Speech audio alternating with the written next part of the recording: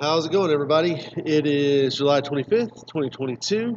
I'm here at Chiefland RC Raceway making this video. It is super hot in here in the middle of the day. It didn't rain today, so it's super hot and muggy, but we got the big cooling fan going, so it's cooling us down a little bit.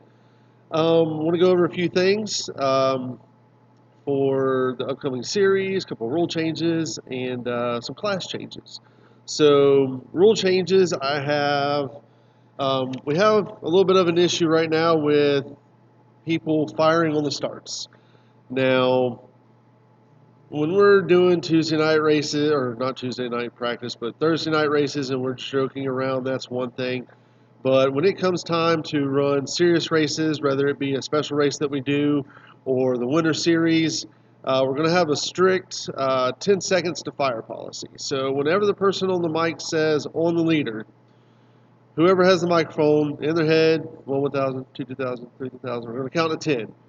If you don't fire before that 10, you're going to start to the back. You're going to move to the back, everybody's going to bump up. So it'll be just like a false start if somebody jumps before the leader goes. I'm fine with people not firing right away and having it guess a little bit, but we're not going to sit there for 20, 30 seconds and just hold the start. Like I said, we kind of did that for a while, just joking around, but for serious races, we need to make that not a normal practice. We need to get away from that for the regular races. Other thing, we want to make sure the show continues to move quickly. Right now, we had 7 classes. We technically have 8, but nobody's running an unlimited car yet. So if we have an unlimited car with the changes that we made to the classes, we're going to have 9 total classes. Doing 2 heats and a feature on a Sunday, we average around an hour or just under an hour per heat race, and then for the feature. Even though the features are a little bit longer, we still average about an hour for the heat races and then an hour for the feature race. So we try and get the races done around 3 hours worth of actual racing. To help that out, to speed that up as we're continuing to grow and get more racers, we're going to go to a 3-call system. So halfway during the race for the first race, 30-lap race at lap 15, we're going to make first call for the next race. As soon as that race is over, we're going to say second call. When we say second call, you guys should already be putting your cars on the track. And then we're going to give you guys about 30 seconds. I know some people are racing multiple classes. You need to have your batteries charged. You need to have them ready to go. Don't be heating them up. Don't be hitting that button again, waiting for them to fire. We're going to give you 30 seconds after the second call, after the end of the race that's before you, to get your car on the track and get lined up.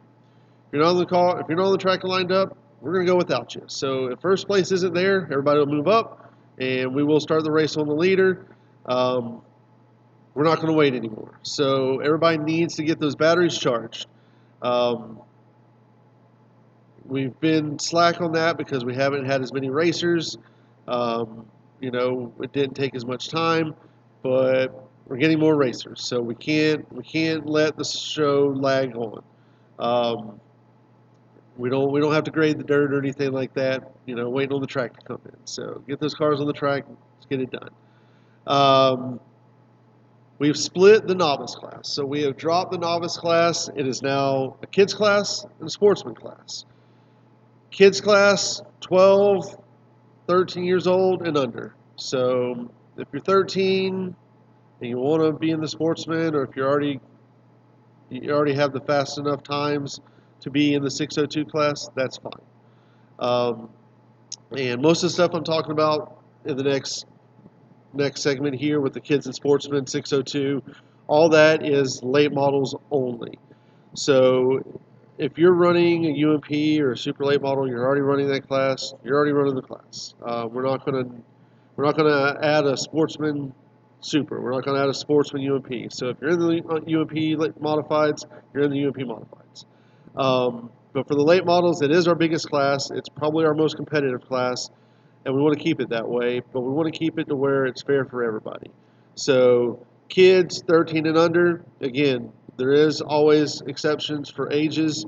So if we have an 11-year-old that's setting the world on fire and can beat everybody in the sportsman and beat half of us in the 602, we're going to let them race in the 602. Um, don't overthink it. If you have a question, ask me, ask Gary, or any of the other track owners, and we'll let you know. I did actually just get off the phone with Gary, and we went over all this together. We're both on board with these rule changes.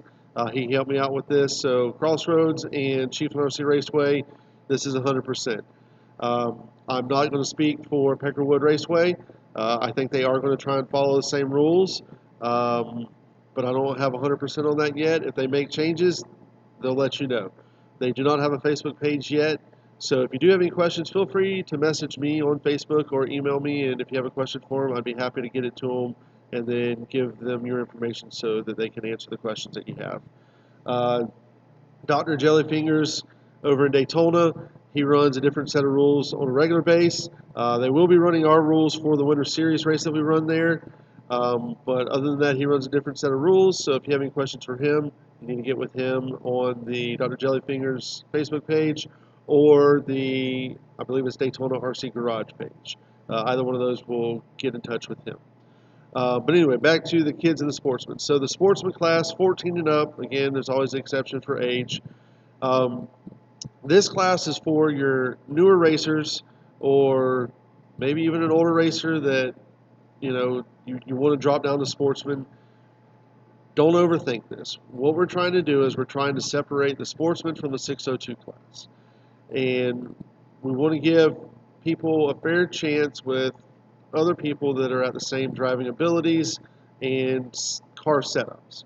So what we've come up with is a top 15 average. So we normally run 30 lap races for our heat races. Well, top 15 average, that'll be half the race. So here at Chiefland, 3.5 seconds. We went back and looked at the times. Here at Chiefland, we went back and looked at the times at Crossroads.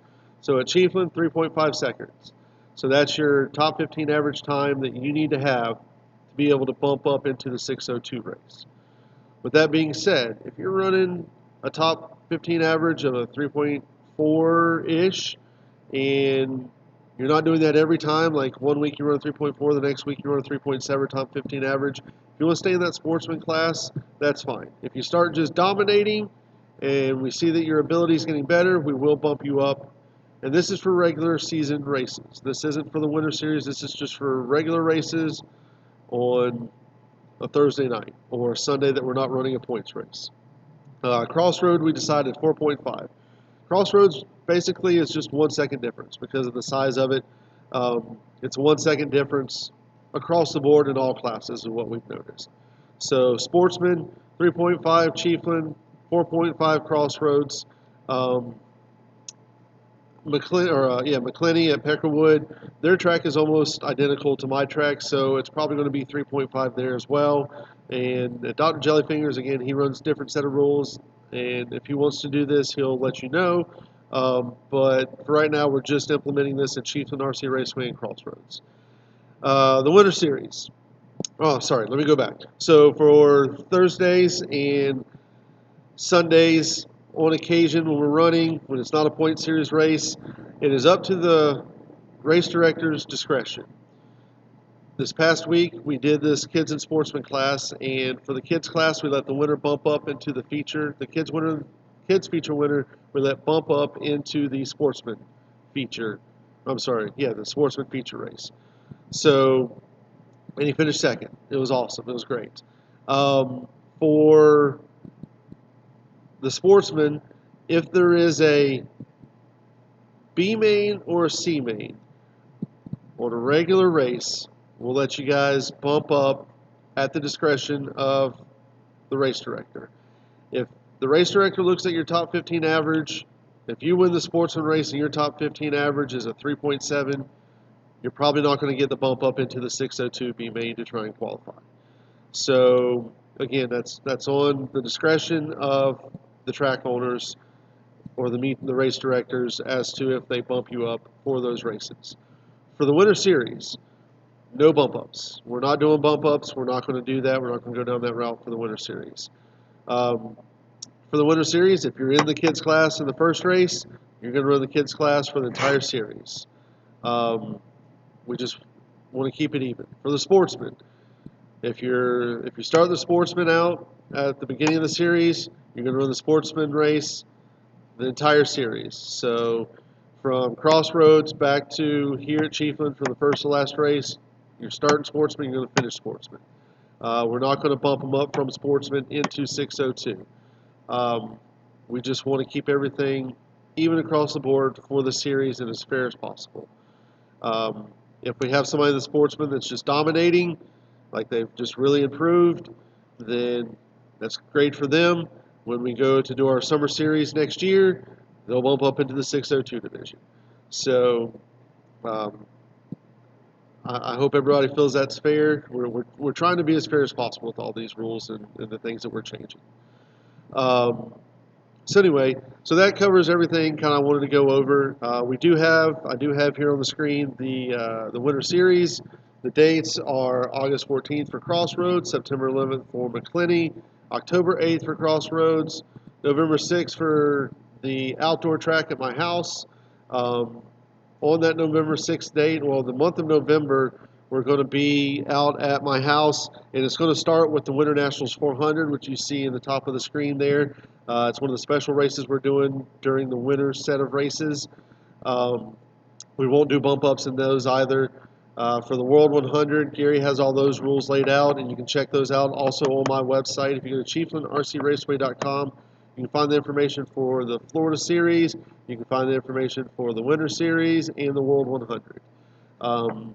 We really appreciate everybody that's coming to race with us. Bring a friend. I have these rentals that are just sitting here collecting dust. Bring a friend. Bring a friend and their son. Bring a friend and their daughter.